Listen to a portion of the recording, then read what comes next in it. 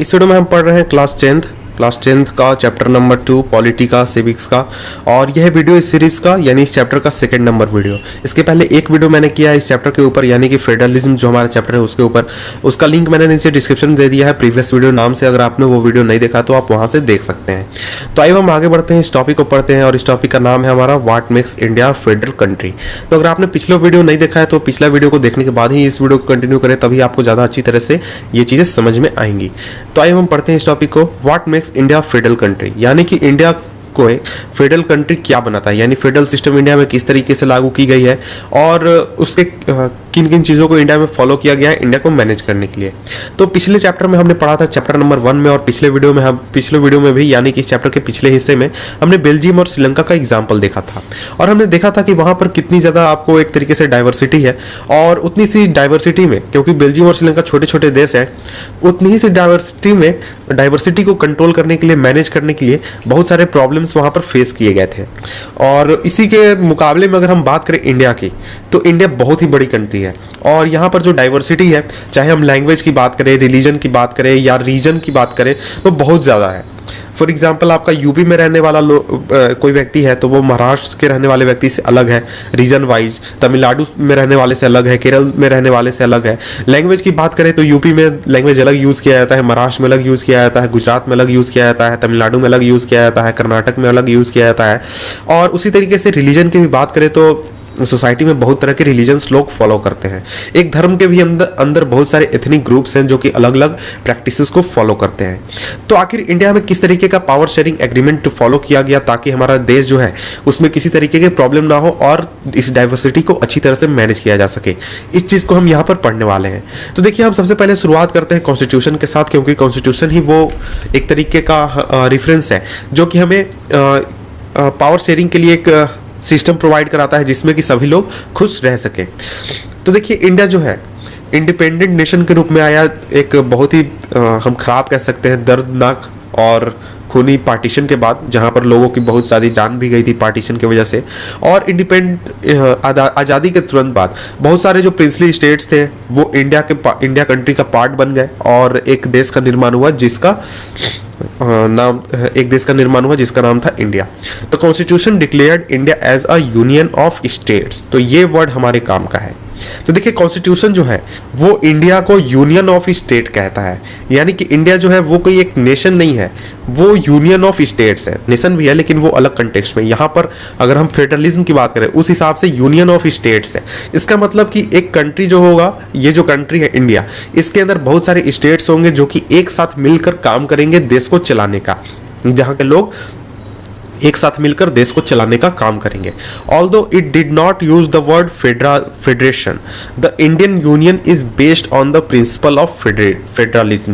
तो देखिए, कॉन्स्टिट्यूशन में कहीं भी फेडरेशन का सिस्टम, फेडरेशन वर्ड यूज नहीं किया गया है, वहां पर union of state word use किया गया है। लेकिन ये जो कॉन्स्टिट्यूशन में फेडरलिज्म का कंसेप्ट है उसको बनाया गया है, यूज किया गया है इस यूनियन ऑफ कंसेप्ट को बनाने के लिए। फेडरलिज्म का वर्ड क्यों नहीं यूज किया गया ये तो अब समझना पड़ेगा। Let us go back to the 7 features of federalism mentioned above. तो देखिए, इस पिछले वीडियो में हमने जो 7 फीचर्स देखे थे फेडरलिज्म के, उस वहां पर हम चलते हैं और उसको फिर से याद करने की कोशिश करते हैं। We can see that all this features apply to the provisions of Indian constitution. तो देखिए, वहां पर जो हमने 7 फीचर्स की बात की थी फेडरलिज्म से रिलेटेड, वो सभी फीचर्स आपके इंडियन कॉन्स्टिट्यूशन पर अप्लाई होते हैं। तो इस वजह से हम ये कह सकते हैं कि हमारा जो कॉन्स्टिट्यूशन है वो एक तरीके से फेडरलिज्म को सपोर्ट करता है और फेडरलिज्म को फॉलो करता है। The constitution originally provided for a 2-tier system of government, the union government और what we call the central government. तो देखिए, जो कॉन्स्टिट्यूशन था उसने शुरुआत में 2 टायर ऑफ गवर्नमेंट का सिस्टम प्रोवाइड किया था, यानी कि एक सेंट्रल गवर्नमेंट और एक स्टेट गवर्नमेंट। सेंट्रल गवर्नमेंट जो हो गया, या फिर जिसे कि हम यूनियन गवर्नमेंट कहते हैं, जो कि रिप्रेजेंट करेगा हमारे कंट्री को, हमारे नेशन को, यानी कि यूनियन ऑफ इंडिया को, सभी स्टेट्स के यूनियन को। और जो स्टेट गवर्नमेंट्स हैं वो सभी रिप्रेजेंट करेंगे अपने लोकल रीजन को। बाद में एक तीसरा लेयर भी जोड़ा गया, तीसरा टायर भी जोड़ा गया फेडरलिज्म में, जिसे कि हम कहते हैं पंचायत या फिर म्युनिसिपैलिटीज। यानी कि जो आपका ग्राम पंचायत है, ग्राम सभा है, या फिर आपका जो आपके शहर में जो म्युनिसिपैलिटी है, उसको भी इस फेडरल स्ट्रक्चर के अंदर लाया गया और उसको कानूनी मान्यता दी गई, यानी कॉन्स्टिट्यूशन में उसे मान्यता दी गई। As in any federation these different tiers enjoy separate jurisdiction. तो देखिए जैसे दुनिया के दूसरे जो फेडरेशंस है, फेडरलिज्म जहां पर फॉलो किया जाता है, बिल्कुल उसी की तरह इंडिया में भी जो अलग अलग गवर्नमेंट्स हैं, अलग अलग लेवल की गवर्नमेंट्स हैं, चाहे वो हम सेंट्रल गवर्नमेंट की बात करें, स्टेट गवर्नमेंट की बात करें या फिर आपका लोकल गवर्नमेंट की बात करें, उनके पास अपने अधिकार होते हैं। कानून लगाने का अधिकार होता है, टैक्स लेने का अधिकार होता है, और उन सभी को वो बिना किसी रोक टोक के फॉलो कर सकते हैं। The Constitution clearly provided a three-fold distribution of legislative powers between the union government and the state government. Thus, it contains three lists. तो देखिए जो कॉन्स्टिट्यूशन है उसने बहुत ही क्लियरली ये प्रोवाइड किया है, क्लियरली बताया है कि आखिर जो लेजिस्लेटिव पावर्स हैं वो यूनियन गवर्नमेंट के बीच में और स्टेट गवर्नमेंट के बीच में किस तरीके से डिवाइड होंगे, और इसके लिए 3 लिस्ट इंडिया के कॉन्स्टिट्यूशन में बनाए गए हैं। तो देखिए ये लिस्ट क्या है आखिर, तो देखिए लिस्ट को हम पढ़ेंगे थोड़ी बाद में। तो देखिए लिस्ट का ये जो लिस्ट है, यहाँ पर 3 list, union list, state list और कंकरेंट लिस्ट, ये इस तरीके के लिस्ट है। जैसे यूनियन लिस्ट जो है उसमें वैसे चीजें रखी गई हैं जिन पर जो आपका सेंट्रल गवर्नमेंट है, यानी जो आपका नेशनल गवर्नमेंट है, वो कानून बना सकती है या फिर अपने बातों को मनवा सकती है। दूसरा आपका जो स्टेट लिस्ट है, वहां पर जो आपका स्टेट गवर्नमेंट है, आपका लोकल गवर्नमेंट है, वो कानून बना सकती है या फिर उस पर अपनी बात मनवा सकती है। और तीसरा जो है वो कंकरेंट लिस्ट, जहां पर जो आपका यूनियन गवर्नमेंट है और स्टेट गवर्नमेंट है, दोनों कानून बना सकती है और दोनों अपनी बातें मनवा सकती है। लेकिन जब अगर दोनों कानून बनाएंगी, दोनों बात मनवाने की कोशिश करेंगी, तो इसमें जो आपका यूनियन गवर्नमेंट है उसकी बात को फॉलो किया जाएगा, उसकी बात को माना जाएगा, और स्टेट गवर्नमेंट के बात को काट दिया जाएगा। तो ये सिस्टम है, इस तरीके से हमारा काम चलता है। तो इस चीज को हम थोड़ा देख लेते हैं। तो देखिए यूनियन लिस्ट जो है, यूनियन लिस्ट वैसे टॉपिक्स को अपने पास रखता है, नेशनल इंपॉर्टेंस के टॉपिक्स को, जैसे कि डिफेंस हो गया आपको सेना जितनी हो गई वो आपके देश के पास है, किसी राज्य के पास सेना नहीं है। आपका जैसे कि हथियार जितने भी हैं वो कंट्री के पास है, आपका किसी स्टेट के पास नहीं है। किस देश के साथ कैसा रिलेशन रखना है, फॉरेन अफेयर्स, वो आपका इंडिया का है, किसी स्टेट का नहीं है। उसके बाद आपका बैंकिंग सिस्टम हो गया, वो आपके सेंट्रल गवर्नमेंट के अंदर आता है, आरबीआई के अंदर आता है। और कम्युनिकेशन हो गया, करेंसी हो गई, इकोनॉमी जो है वो भी आपका सेंट्रल गवर्नमेंट के अंदर आता है, क्योंकि इंडिया जो है वो एक इकोनॉमी के रूप में काम करती है। तो ये सभी चीज़ें जहाँ पर पूरे देश में एक ही रूल को फॉलो करवाना है, एक ही चीज़ को अप्लाई करवाना है पूरे कंट्री में, वो सभी चीज़ें आपके यूनियन लिस्ट के अंदर आती हैं। इसका दूसरा मीनिंग भी ये भी हुआ कि जिन बातों के ऊपर सेंट्रल गवर्नमेंट अपनी बातें मनवा सकती है या फिर उसको अधिकार दिए गए हैं कॉन्स्टिट्यूशन द्वारा, वो सभी यूनियन लिस्ट के अंदर आते हैं। They are included in this list because we need a uniform policy on this matter throughout the country. तो देखिए इन सभी टॉपिक्स को इस लिस्ट में इंक्लूड इसलिए किया गया है क्योंकि हम चाहते हैं कि पूरे देश में, ऐसा नहीं कि एक स्टेट में एक जैसा और दूसरे स्टेट में दूसरे तरीके से काम हो, बल्कि पूरे देश में एक ही पॉलिसी इस एक टॉपिक के ऊपर अपनाई जाए। इसलिए जो हमारा सेंट्रल गवर्नमेंट है उसके पास ये लिस्ट के टॉपिक्स होते हैं जिन पर वो अपने कानून बना सकती है। The union government alone can make laws relating to the subject mentioned in the union list. तो देखिए जो सेंट्रल गवर्नमेंट है वो अपने मर्जी से इन टॉपिक्स के ऊपर कानून बना सकती है जो कि इस यूनियन लिस्ट के अंदर रखे गए हैं। तो अब मुझे लगता है कि आप यूनियन लिस्ट को समझ गए होंगे। अब हम बढ़ते हैं स्टेट लिस्ट की ओर। तो देखिए स्टेट लिस्ट तो बिल्कुल यूनियन लिस्ट जैसा ही है, और स्टेट लिस्ट में वैसे टॉपिक्स होते हैं जिन पर जो हमारा जो स्टेट गवर्नमेंट होता है वो कानून बना सकती है। तो इसके अंदर जनरली वैसे टॉपिक रखे जाते हैं जो कि लोकल इंपॉर्टेंस के होते हैं। लोकल इंपॉर्टेंस कहने का मतलब है कि आपके इलाके में अगर पानी की व्यवस्था नहीं है, जैसे कि सूखा है आपके इलाके में, तो सूखा को अगर फॉर एग्जांपल एग्रीकल्चर की व्यवस्था नहीं है तो वहां पर तालाब खुदवाने का काम हो गया, नहर बनवाने का काम हो गया। तो ये सभी चीजें जो है स्टेट गवर्नमेंट के अंदर आती है, स्टेट लिस्ट के अंदर आती है। इसका सीधा मतलब ये हो गया कि वैसे टॉपिक्स जो कि आम आदमी लोगों से जुड़े हुए हैं, आपसे जुड़े हुए हैं, आपके डेली लाइफ से जुड़े हुए हैं, वैसे टॉपिक्स आपके स्टेट लिस्ट के अंदर आते हैं। जैसे कि आपका पुलिस हो गया कि आपके इलाके का लॉ एंड ऑर्डर कैसा है, कानून व्यवस्था कैसी है, तो ये चीज़ जो है स्टेट गवर्नमेंट के अंदर आती है। ट्रेड हो गया वो स्टेट गवर्नमेंट के अंदर आती है। कॉमर्स हो गया स्टेट गवर्नमेंट के अंदर आती है। ट्रेड और कॉमर्स का यहाँ मतलब ये हो गया कि आप जो खरीद बिक्री करते हैं, ये सभी चीज़ें एक राज्य से दूसरे राज्य, इस तरीके के ट्रेड। इकोनॉमी तो अलग चीज़ हो गई जो कि यूनियन गवर्नमेंट के अंदर आती है। और यहाँ पर इरिगेशन भी आपका स्टेट लिस्ट के अंदर आती है। तो जो स्टेट गवर्नमेंट्स है वो इन टॉपिक्स के ऊपर अपने कानून बना सकती है और फॉलो करवा सकती है अपने स्टेट के अंदर। ऐसा नहीं है कि किसी स्टेट ने कानून बना दिया तो उसको पूरे देश के ऊपर लागू किया जाएगा, नहीं।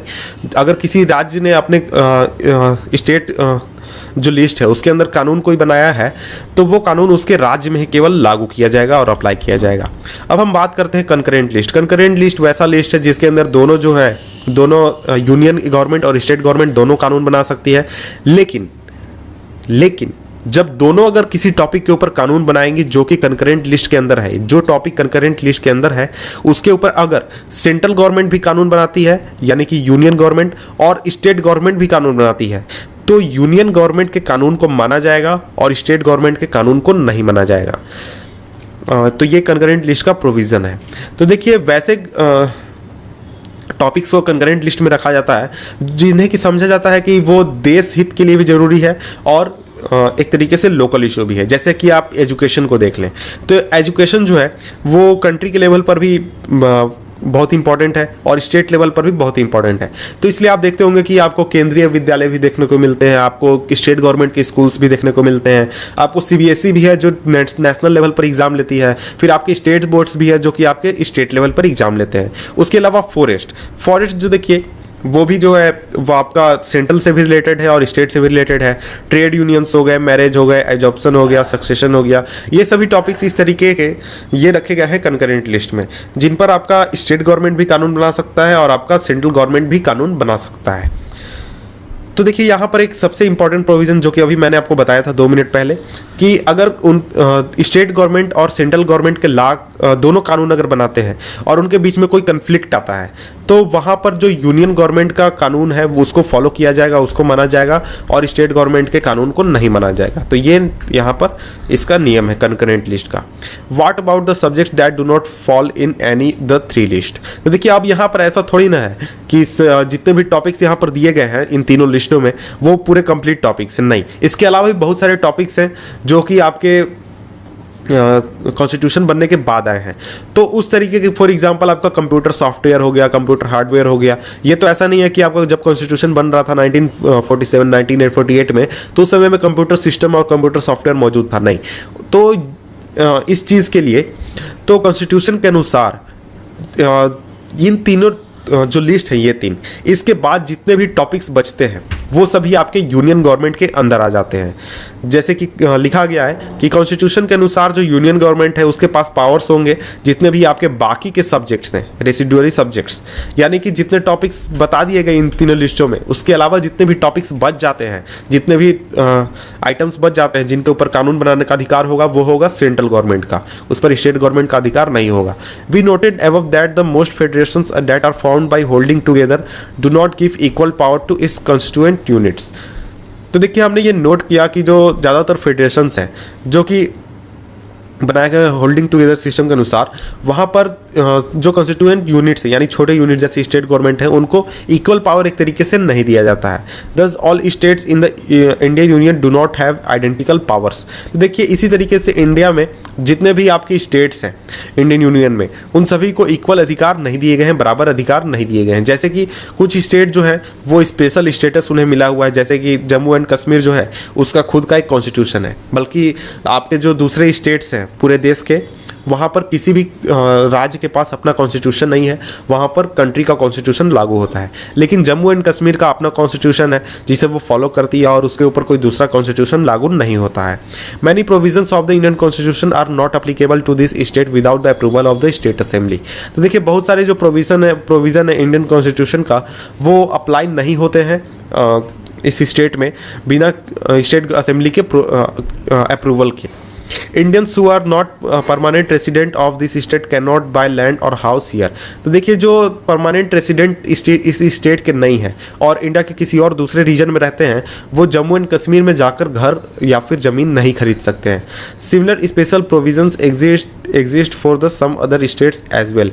तो इस बिल्कुल इसी तरीके के प्रोविज़न कुछ दूसरे स्टेट के लिए भी बनाए गए हैं जिनको कि एक तरीके से स्पेशल स्पेशल पावर दिए गए हैं या फिर स्पेशल पोजीशन दिया गया है कॉन्स्टिट्यूशन के अनुसार।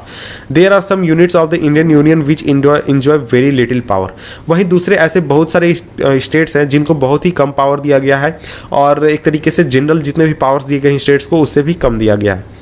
These are areas which are too small to become an independent state but which could not be merged with any of existing states. तो देखिए बहुत सारे ऐसे एरियाज़ हैं जो कि बहुत ही छोटे हैं एक इंडिपेंडेंट स्टेट बनने के लिए, और ऐसा भी नहीं है कि उन्हें किसी एग्जिस्टिंग स्टेट के साथ मिला दिया जाए, जैसे कि आपके चंडीगढ़ हो गए, लक्षद्वीप हो गए, या फिर कैपिटल सिटी ऑफ दिल्ली, या फिर आपका यूनियन दूसरे जो यूनियन टेरिटरीज़ हैं। तो ये सभी स्टेट्स, ये सभी रीजन्स जो हैं, ऐसा नहीं है कि ये इनको स्टेट्स बनाया जा सकता है या फिर इनको किसी और स्टेट के साथ मर्ज किया जा सकता है, नहीं। चंडीगढ़ को आप किसके साथ मर्ज करेंगे? हरियाणा के साथ या फिर पंजाब के साथ।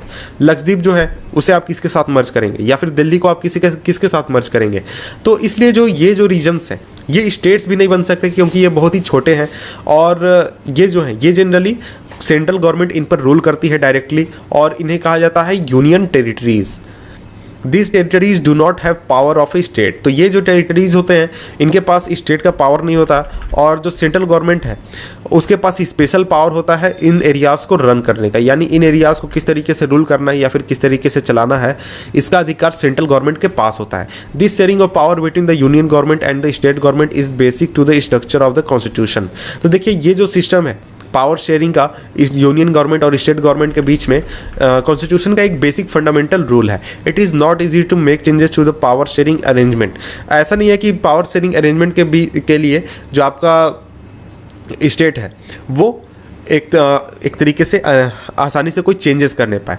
The parliament can not on its own change this arrangement. तो देखिए पार्लियामेंट जो है वो अपनी मर्जी से इस अरेंजमेंट को चेंज नहीं कर सकती है, और इस तरीके के चेंज को अप्लाई करने के लिए या फिर फॉलो करने के लिए इसे पास करना होगा पहले जितने भी दोनों पार्लियामेंट से, यानी दोनों हाउसेस से, यानी कि लोकसभा और राज्यसभा से, विथ 2/3 मेजोरिटी से, यानी कि करीब 66% वोट से, और इसके बाद टोटल स्टेट्स जितने हैं उनमें से आधे से ज़्यादा राज्यों द्वारा इसे पास करना होगा। फॉर एग्जांपल आप देख ले अभी जीएसटी कानून लागू किया गया था, वो सेंट्रल गवर्नमेंट और स्टेट गवर्नमेंट के जो टैक्स कलेक्शन का अधिकार है उसको चेंज करता था। तो इसलिए चेंज करने के लिए सबसे पहले तो दोनों पार्लियामेंट से पास किया गया 2/3 मेजोरिटी से, और उसके बाद फिर जितने भी स्टेट्स हैं उन स्टेट से पास किया गया, तभी जाकर इस सिस्टम को लागू किया जा सका, जीएसटी को लागू किया जा सका। तो आपको याद होगा अभी कुछ महीने पहले ही हुआ था, और करीब 16 to 17 स्टेट्स ने इस पर हामी भरी थी पास करने के लिए, जिसके बाद सभी स्टेट्स को कानून बनाना पड़ा था जीएसटी को लागू करने के लिए। और ये एग्जाम्पल ज़्यादा अच्छा है क्योंकि ये अभी तुरंत ही हुआ है, और आपके दिमाग में ये ताज़ा भी होगा कि किस तरीके से जीएसटी लागू की गई थी, कई परेशानियाँ भी आई थी। The judiciary play an important role in overseeing the implementation of constitutional provisions and procedures. तो देखिए जो जुडिशरी होती है, यानी जो आपके जजेस होते हैं, कोर्ट्स होते हैं, ये बहुत ही इंपॉर्टेंट रोल अदा करते हैं कि कॉन्स्टिट्यूशन जो प्रोविजंस है और प्रोसीजर्स हैं उनको अच्छी तरीके से इम्प्लीमेंट किया जा रहा है या फिर नहीं। In case of any dispute about the division of powers the high courts and the supreme court make the decision. तो अगर कहीं पे कोई डिस्प्यूट होता है डिवीजन ऑफ पावर को लेकर, तो जो हाई कोर्ट है और सुप्रीम कोर्ट है वो डिसीजन लेती है। The union and state governments have the power to raise resources by levying taxes in order to carry on the government and the responsibility assigned to each of them. तो देखिए union government जो और जो आपका state governments है उनके पास power होता है कि वो अपने रिसोर्सेज जमा करें, ताकि रिसोर्सेज जमा करें टैक्स लेकर, और ताकि वो गवर्नमेंट के जो जितने भी रिस्पॉन्सिबिलिटीज़ हैं वो पूरे कर सकें। और इसलिए उनके पास टैक्स लगाने का या फिर टैक्स कलेक्ट करने का अधिकार होता है, और कितना वो किस चीज़ के ऊपर टैक्स लेंगे ये उनका एक तरीके से अधिकार होता है। तो जैसे आप पहले देखते होंगे कि स्टेट गवर्नमेंट के पास वैट लगाने का अधिकार होता था, सेंट्रल गवर्नमेंट जो होती थी CST लगाती थी। इस तरीके से बहुत सारे टैक्स आपके लगाए जाते थे स्टेट गवर्नमेंट द्वारा, और बहुत सारे टैक्स लगाए जाते थे आपके सेंट्रल गवर्नमेंट द्वारा। तो ये इसलिए होता था क्योंकि जो स्टेट है और जो आपका सेंट्रल गवर्नमेंट है ये एक दूसरे से इंडिपेंडेंट रहे, और आप इनकी जो फाइनेंशियल ऑटोनॉमी है वो बनी रहे। तो इस वीडियो में इतना ही। नेक्स्ट वीडियो में हम पढ़ेंगे नेक्स्ट टॉपिक है हमारा हाउ इज फेडरलिज्म प्रैक्टिस्ड। तो मिलते हैं आपसे नेक्स्ट वीडियो में। नेक्स्ट वीडियो का लिंक मैं नीचे डिस्क्रिप्शन में दे दूंगा।